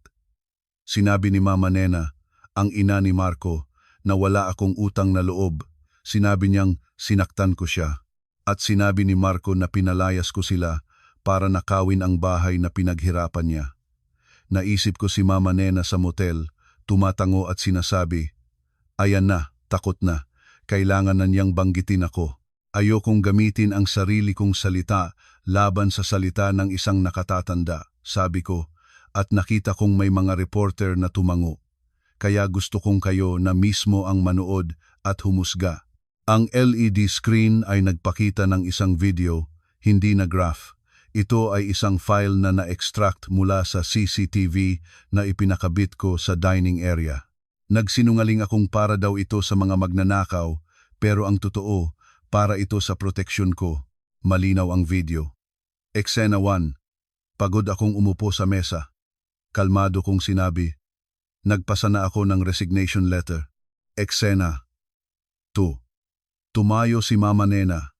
Sumisigaw. Kung titigil ka, kakain tayo ng bato. At pagkatapos, ang kasuklam-suklam na ginawa niya, PLAA ka. Ang plato ko ay lumipad at nabasag sa sahig. Eksena 3. Si Marco, ang asawa ko, ay humampas sa mesa. Umalingaw-ngaw ang sigaw niya, mag-divorce na tayo para matapos na. Umalis kang walang-wala. Eksena 4. Lumapit si Mama, Nena, at tinulak ako. Umalis ka sa bahay na to. Sa anak ko to, huminto doon ang video. Humarap ako sa mga reporter. Marami sa kanila, lalo na ang mga babae, ay nakakuyom ang mga kamao. Umiiyak ang kaibigan kong si Carla. Nakita niyo na, sabi ko, garalgal ang boses. Ako ang pinalayas. Ako ang pinalayas sa sarili kong bahay. At tungkol sa bahay na pinaghirapan ni Marco. Nagbago ang slide. Ito ang titulo. May-ari, Isabel Palma. Petsa ng pagbili, May 10, 2019. At ito ang aming marriage certificate. Petsa ng kasal, June 15, 2019. Lumapit si Attorney Castro. Malamig ang kanyang boses. Prenuptial property. At panghuli, sabi ko, tungkol sa 11.5 milyon na sinabi ni Mama Nena na ibinigay niya sa amin. Pakiusap, tingnan ninyo, ito ay isang loan agreement, nakapirma Marco Reyes at Nena Reyes. Umutang sa aking ama, at ang kondisyon, itinuro ko ang naka-highlight na linya, ay tratuhing mabuti ang aking anak. Isang kondisyon na hayagan nilang nilabag, napigil ng lahat ang kanilang hininga. Ang mga ebidensya ay sobrang linaw at matibay. Ang drama nila bilang biktima ay tuluyang nawasak. Pangatlo, huminga ako ng malalim, ibinalik ang makapangyarihang boses ng isang chairwoman at ang huli tungkol sa pagpapanggap kong mahirap. Tumingin ako ng diretso sa pangunahing kamera. Alam kong sa isang lugar sa siyudad na ito, sa maruming kwarto ng motel, nakatingin sa akin si Marco. Hindi ako nagpanggap na mahirap, sabi ko. Mabagal, bawat salita ay may diin. Binigyan ko lang ang isang lalaki ng 5 taong pagkakataon. 5 taon para patunayan niyang mahal niya ako at hindi ang 11 renta 50,000 kong sahod kada buwan. Huminto ako, isang lumang sakit, ang sakit ng 5 taon ng pag-asa at kabiguan ang umakyat sa aking dibdib. At siya, bigong-bigo siya. Ang press conference na ito, lumapit si Attorney Castro. Ang boses ay puno ng legal na autoridad, bukod sa paglilinaw ng katotohanan, ay para na rin ipaalam ang mga susunod naming legal na hakbang. Ang screen ay nagpakita ng mga legal na artikulo.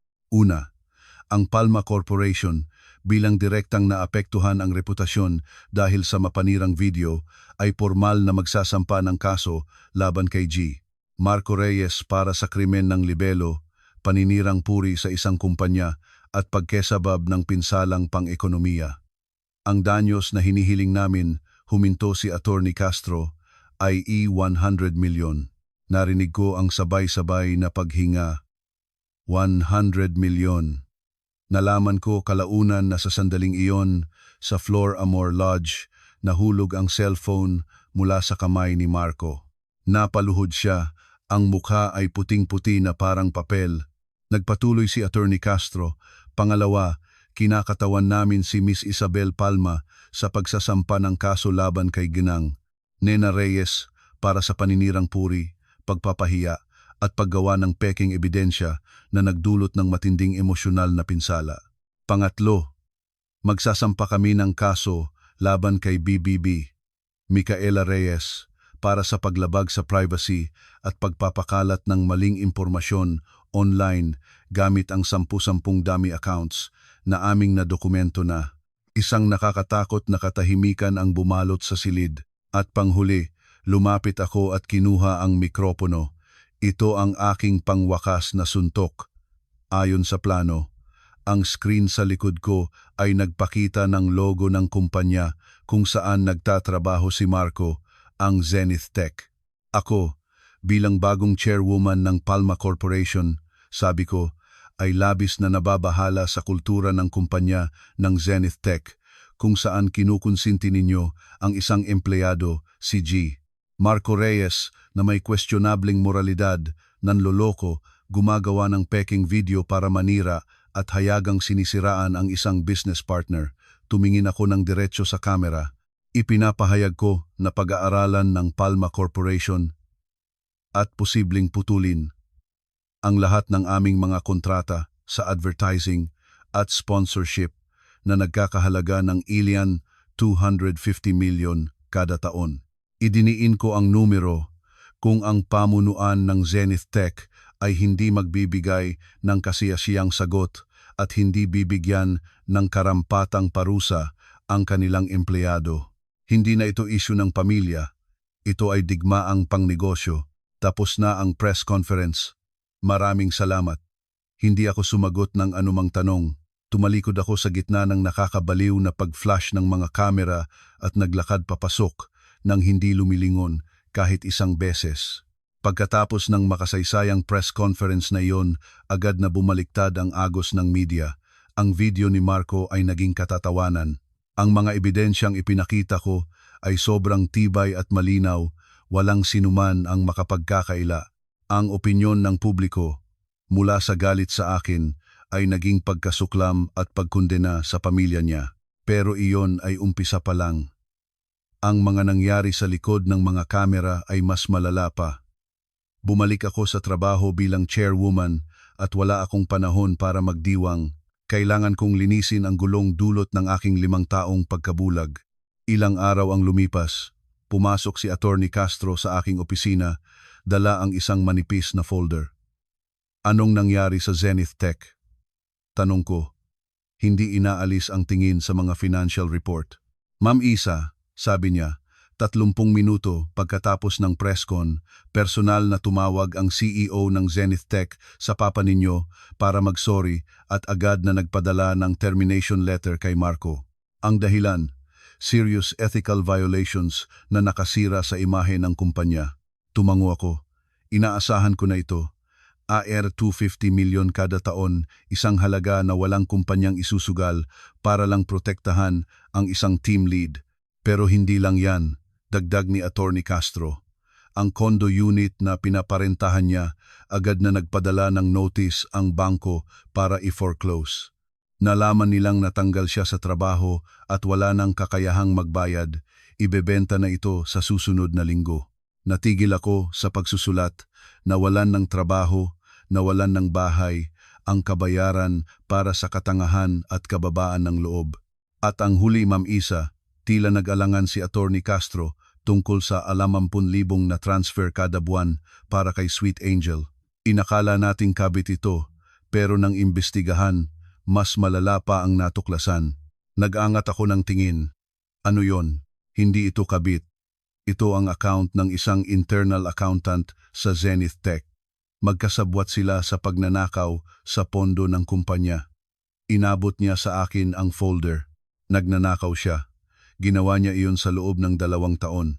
Pagkatapos mismo kong mapromote at magkaroon ng sahod na oraliba 6,000.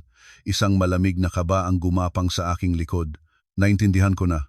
Naglakas loob siyang gawin iyon dahil inakala niyang kung mabubuko man, ako, kasama ang aking malaking sahod, ang magiging walang hanggang pondo na tatakip sa kanyang mga kasalanan. Ang 5 taon kong kabaitan, ang aking pananahimik, ang nagbigay daan para siya mula sa isang mayabang na asawa ay maging isang kriminal, kumikilos na ang mga autoridad. Pinuntahan na nila ang Flor Amor Lodge kaninang umaga, walang emosyon, nasabi ni Attorney Castro. Inaresto na nila si G. Marco Reyes sa harap mismo nina Gneng, Nena at Bebe. Mika, ang kaso, syndicated estafa at qualified theft. Ang parusa, huminto siya, ay hindi bababa sa 7 taon. Napapikit ako. Walang saya, walang galak, tanging pagod. Kapag ang isang tao ay nasukol, maaaring bumangon siya o gumawa ng pinakamasamang bagay. Pinili niya ang huli. Nang maaresto ang dati kong asawa, akala ko ay tapos na ang lahat. Nagkamali ako. Minaliit ko ang desperasyon at katangahan ng dati kong hipag. Si Mama Nena ay tuluyang gumuho, pero si Mika ay hindi. Hindi niya matanggap ang pagkawala ng kanyang marangyang buhay. Ilang araw matapos iyon, nagkaroon ako ng bihirang hapunan kasama ang aking ama. Magaling, anak. Naging matatag ka pero hindi ka nawalan ng puso. Nililinis ko lang po ang kalat ng 5 taon kong katangahan pa. Biglang may naalala ang aking ama.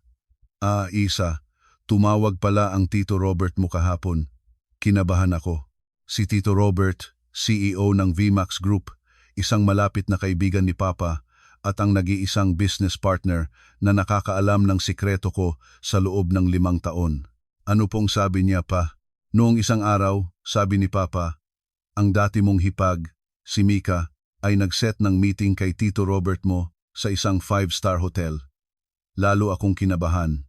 Dumating si Tito Robert, akala niya tungkol kay Marco ang pag-uusapan, pero hindi. Ayon sa kwento ni Papa, si Mika ay dumating na nakasuot ng isang mapang-akit na damit. Hindi para magmakaawa, kundi para mang-akit. Sabi niya kay Tito Robert, alam ko po na naging malapit kayo ni Ate Isa dati. Kahit may asawa na po siya, close pa rin siya sa mga business partners niya.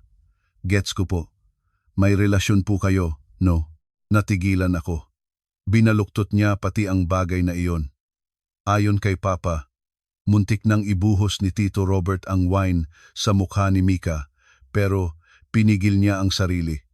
Gusto niyang malaman kung ano ang laro nito. At anong ginawa niya? Tanong ko. Sabi niya, sagot ni Papa, ngayong masama na ang pakikitungo sa amin ni Ate Isa, pwede ko po siyang palitan para alagaan kayo. Marami po akong alam na sikreto ni Ate Isa sa dati niyang trabaho, pati na rin sa Palma Corp. Kung gusto niyo, ibebenta ko sa inyo ng mura. Tulungan niyo lang po ang kuya ko at bigyan niyo ako ng mas magandang buhay. Napabuntong hininga ako. Ang batang ito, hindi lang sakim, kundi tanga. Anong akala niyang sikreto ng Palma Corp? Kung paano ako pumili ng lipstick? At akala niya, isang taong tulad ni Tito Robert ay maloloko ng isang tulad niya. Ano pong ginawa ni Tito Robert? Ngumiti si Papa. Ginawa niya ang dapat gawin ng isang matinong negosyante. Binuksan niya ang kanyang voice recorder. Naisip ko ang eksena.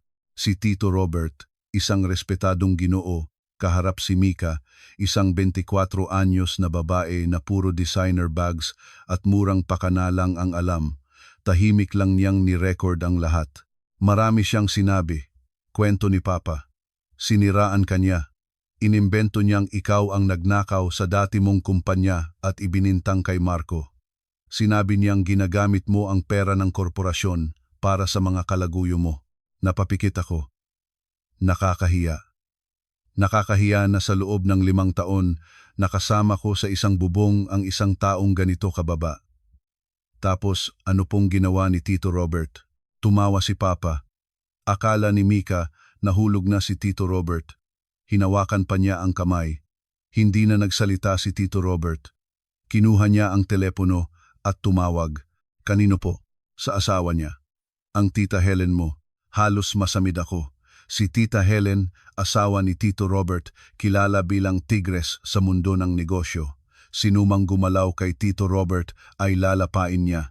Mali ang kinalaban ni Mika. Hindi, iling ni Papa. Hindi dumating si Tita Helen. Tumawag si Tito Robert, hindi para magselos. Sinabi niya sa asawa niya, Hon, may isang dalaga dito na gustong ibenta sa akin ang business secrets ng Palma Corp. Nasa hotel ako. Pakitawag naman ng security at pulis. Ang kaso, corporate espionage at attempted prostitution. Natulala ako. Mas matindi pa ito kaysa sa away-asawa. Nalaman ko na lang na mas mabilis pa sa 4:00 kumilos si Tita Helen. Hindi lang security ng hotel ang tinawagan niya, kundi pati ang general manager at ilang reporter. 15 minuto ang lumipas, habang inaakala pa ni Mika na nakabingwit siya ng malaking isda, bumukas ang pinto, pumasok ang security at 2 pulis. Magalang nilang pinalabas si Tito Robert at sinimulan ang investigasyon kay Mika. Nakuha ng mga reporter ang larawan ni Mika na gusot ang buhok at luhaan habang inilalabas ng security sa backdoor. Hindi siya inaresto, pero ang iskandalo ay sapat na para ma-blacklist siya sa lahat ng hotel. Kinabukasan, lumabas sa mga tabloid ang balita, socialite wannabe na huling nang aakit ng matandang negosyante sa hotel. Tinakpan ang mukha niya, pero ang 2 mamahaling maleta na lagi niyang dala ay kitang-kita. Agad siyang nakilala ng mga it-girlfriends niya. Sabay-sabay silang nag-unfollow at nag-post ng mga parinig. Si Mika, ang babaeng nabuhay sa kasinungalingan, ay naging katatawanan ng buong siyudad. Walang pera, walang dangal, walang kaibigan. Siya mismo ang nagbaon sa sarili niyang kinabukasan. Nang bumagsak si Mika, akala ko wala nang mawawala pa sa kanila. Si Marco ay nasa kulungan, si Mika ay itinakwil ng lipunan, si Mama Nena na lang ang natira. Inisip ko kung paano siya mabubuhay. Nag-aalala pa rin ako, kaya't pinabantayan ko pa rin siya kay Attorney Castro. Pero nawala siya sa Flor Amor Lodge. Pinalayas siya dahil hindi na makapagbayad. Saan siya nagpunta? Ang sagot ay dumating isang Biyernes ng hapon. Nasa gitna ako ng isang mahalagang board meeting tungkol sa paglulunsad ng aming Green Technology Initiative. Tumunog ang aking private line. Ma'am Isa, boses ni Attorney Castro, halatang nag-aalangan. May insidente po sa lobby. Signeng. Nena po, nagwawala at gustong makausap kayo. Nanlamig ako. Hindi pa rin siya sumusuko. Pinigilan na po siya ng security. Pero, iba po siya ngayon. Hindi siya naninigaw. Kundi, ipakita mo sa akin ang CCTV, utos ko. Sa monitor, nakita ko siya.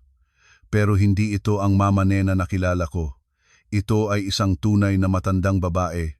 Pumuti ang buhok, gusot ang damit, payat na payat. Hindi siya sumisigaw, nagmamakaawa siya. Pakiusap, ipakita niyo sa akin si Isa, manugang ko siya, at pagkatapos, at lumuhod siya. Sa gitna ng marangyang lobby ng Palma Corporation, sa harap ng daan-daang empleyado, lumuhod siya at humagulgol. Isa, anak, mali ako. Patawarin mo na ako. Ilabas mo si Marco sa kulungan. Mamamatay siya doon. Maawa ka, anak. Gusto mo mamatay ako? Magpapakamatay ako. Pakiusap. Iligtas mo lang siya. Tinitigan ko ang maliit na itim na tuldok sa screen na nag-iiyak at nag-uumpog ng ulo sa sahig. 5 taon. Itinuring niya akong ATM. Ngayon, ang ATM ay sarado na, kaya itinuturing niya akong huling pag-asa. Nandito siya hindi dahil nagsisisi siya, kundi dahil sa kanyang ginintuang anak. Pinanood ko ang kanyang kalunos-lunos na pag-arte sa screen. Ma'am Isa, tanong ni Attorney Castro, kailangan na po ba ng security? Huminga ako ng malalim. Kung ang dating ako ito, marahil ay nataranta na ako, naawa, at nahulog muli sa bitag. Pero ako na ngayon ang chairwoman. Ito ang aking kumpanya, hindi palengke para sa drama. Attorney, sabi ko sa kalmadong boses, hindi ako lalabas. Bumaba ka, bigyan mo siya ng 5,000. Tawagan mo ng Grab, yung maayos. Ihatid mo siya diretso sa probinsya niya. Ayokong makita siyang pag-alagala pa rito. Ito ay hindi pagpapatawad. Ito ay pagputol ng ugnayan at sabihin mo sa kanya to, eksakto, tiningnan ko ang imahe sa screen. Sabihin mo sa kanya na ang 5 taon kong kabaitan ay tinapon na niya sa basurahan kasama ng plato ng kanin noong gabing iyon. Basag na ang plato, hindi na mabubuo. Ito na ang huli. Wag na siyang magpapakita pa. Naiintindihan ko po. Ipinatay ko ang monitor. Humarap ako sa boardroom. Ngumiti ako. Paumanhin po sa abala. Ituloy na natin ang pag-uusap tungkol sa green technology. Nakita nila ang kailangan nilang makita. isang lider na may puso. Pero hindi hahayaang diktahan ng puso ang isip. Ilang linggo ang lumipas, unti-unting humupa ang bagyo. Naging abala ako sa aking mga proyekto. Hindi ko na sila naisip. Hanggang isang hapon, nagdala sa akin si Attorney Castro ng isang folder. Ma'am Isa, may desisyon na po ang korte sa kaso ni G. Marco Reyes. Tanong Jesuta, mabilis lang po ang paglilitis, sabi ni Attorney Castro. Ang Zenith Tech ay nagbigay ng lahat ng ebidensya. Ang hatol po, huminto siya, ay 7 taon na pagkakakulong para sa qualified heft. 7 taon. Napapikit ako. Walang saya, walang lungkot. Isang pakiramdam ng kawalan. Ito ang kabayaran sa kasakiman at kahinaan. Sa buong paglilitis, dagdag ni Attorney Castro, hindi niya binanggit ang pangalan ninyo o sinisi ang kanyang ina o kapatid. Inamin niya ang lahat. Marahil, sa huli, naintindihan niyang hindi ako ang nagpakulong sa kanya kundi ang sarili niyang kasakiman. Naiintindihan ko. Itinabi ko ang folder. Lumipas ang panahon. Isang buwan matapos ang hatol, nakipagtanghalian ako kay Carla. Grabe ka, friend, sabi niya. Hulaan mo kung sinong nakita ko. Sino? Si Mika. Bulong niya. Sa isang karinderya. Sa tapat ng opisina ko. Hindi kumakain. Nagseserbisyo. Nakauniforme. Gusgusin. Tapos dumaan yung mga dati niyang kaibigan sakay ng sports car. Pinagtawanan lang siya at kinunan ng litrato. Tahimik akong napaisip. Ang babaeng dati kinaiinggitan, ngayon ay naging katatawanan. Ang buhay na parang fairy tale ay may katapusan din. Kapag nawala ang salamangka ako ang natitira, ay isang malupit na katotohanan. Isang linggo matapos iyon, ibinalita ni Attorney Castro na nabenta na ang mansyon sa halagang ay 100 million. Ano pong gagawin ninyo sa pera, Ma'am Isa? Ngumiti ako. Tinawagan ko si Papa. Pa, nabenta ko na po ang bahay. Anong plano mo dyan? Tawa niya. Hindi ko po isasauli sa inyo, sabi ko. Gagamitin ko po ang buong halaga para pondohan ang R&D ng Green Technology Project. Gusto kong mapabilis ito. Natahimik sandali si Papa. Saka siya nagsalita, puno ng pagmamalaki. Magaling. Hindi mo lang nilinis ang putik. Ginamit mo pa ito para magtanim ng bulaklak. Ibinaba ko ang telepono. Puno ng ginhawa. Hindi ko itatapon ang nakaraan. Gagamitin ko ang 5 taon ng kahihiyan para buuin ang aking hinaharap. Nang gabing iyon, kinausap ako ni Papa. Tinanong ko siya, bakit po pa? Bakit niyo hinayaang magdusa ako ng 5 taon? Isa, sabi niya, kaya kong ibigay sa iyo ang mundo, pero hindi ko kayang bilhin para sa iyo ang karanasan. Kailangan mong danasin ang putik para matutunan mong pahalagahan ang langit. Kailangan mong maramdaman ang kasamaan para matutunan mong kilatisin ang mga tao. Ang 5 taon na iyan ang tuition fee mo sa Universidad ng Buhay. Mahal pero sulit. Naiyak ako, hindi sa awa sa sarili, kundi sa pag-unawa. Niyakap ko siya. Salamat pa, bayad na po ang tuition ko. Ilang buwan pa ang lumipas. Isang hapon, iniabot sa akin ni Attorney Castro ang isang sulat mula sa kulungan, mula kay Marco. Nanginginig kong binuksan ito. Isa, hindi ako sumusulat para humingi ng tawad. Alam kong hindi ako karapat-dapat. Nasa loob na ako ng 6 na buwan. Marami akong oras para mag-isip. Naisip ko ang 5 taon natin. Noon, minahal kita. Minahal ko ang simpleng estudyanteng si Isabel Palma. Pero nagsimula kang kumita ng 1150,000. Nagsinungaling ka. Pero alam ko, engineer ako. Nakita ko ang kontrata mo. Pero nanahimik ako. Dahil duwag ako. Dahil ang pera mo ay naging lason na nagpalaki sa kasakiman ko. Akala ko, ikaw ang aking anting-anting. Masama ang nanay ko, tanga ang kapatid ko, pero ako ang pinakamali. Dito sa loob, natuto akong magkarpintero. Sa gabi, payapa ang tulog ko. Mas payapa pa kaysa noong nakatira ako sa ayu 100 milyong mansion mo. Hindi ako hihingi ng tawad. Gusto ko lang magpasalamat. Salamat sa pagpapakita kung ano ang kasaganahan at salamat sa pagtuturo sa akin ng kabayaran ng kaduwagan. Pagbabayaran ko ang mga kasalanan ko. Sana maging masaya ka. Tiniklop ko ang sulat. Tumulo ang aking mga luha, hindi para sa kanya, kundi para sa 5 taon ko. Kumuha ako ng posporo at sinunog ang sulat sa balcony. Ang nakaraan ay dapat manatili sa nakaraan. 2 taon ang lumipas. Ako na ngayon ang reyna ng aking sariling kaharian. Isang gabi, pumasok si Carla sa aking opisina. Hoy, huwag ka nang magpakalunod sa trabaho. 2 taon na. Hindi ka pa ba magbubukas ng puso mo? Ngumiti ako. Carla, tingin ko ito ang unang pagkakataon na malaya akong lumipad sa sarili kong kalangitan. Nagkibit balikat si Carla, saka ngumiti. Sige na nga, Her Majesty. Kung hindi ka sasama sa party, kain na lang tayo. Order ako ng paborito mong Italian food. Sige, ngiti ko. Habang nag-order si Carla, sumandal ako at napapikit. Maingay pa rin ang syudad, marami pa ring trabaho bukas. Pero sa loob ng aking puso, may kapayapaan. Itinapon ko na ang basag na plato. Sinunog ko na ang sulat. Hindi ko kailangan ng prinsipe dahil ako na mismo ang naging reyna na binuo ang sarili kong kaharian. Ang buhay ko ngayon pa lang talaga nagsisimula. Mga kaibigan, ang pera ay tunay ngang isang tabak na may 2 talim. Ito ang naging pundasyon ng bagong buhay ni Isa, ngunit ito rin ang naging lason na nagpalago sa kasakiman ni Marco. Ang pinakamalaking aral na natutunan ni Isa ay hindi ang kapangyarihan, kundi ang lakas na magpatawad at magpatuloy. Sa pagpili ng hustisya sa halip na paghihiganti, pinalaya niya hindi lang ang sarili niya, kundi pati na rin sila. Sana ang kwentong ito ay magsilbing inspirasyon sa lahat ng kababaihan na maging matapang na piliin ang landas kung saan sila ang may hawak ng kanilang sariling buhay.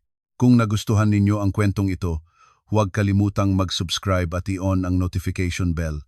Ibahagi ang inyong saloobin sa comment section at mag-iwan ng mensahe para kay Isa. Maraming salamat at hanggang sa susunod na kwento.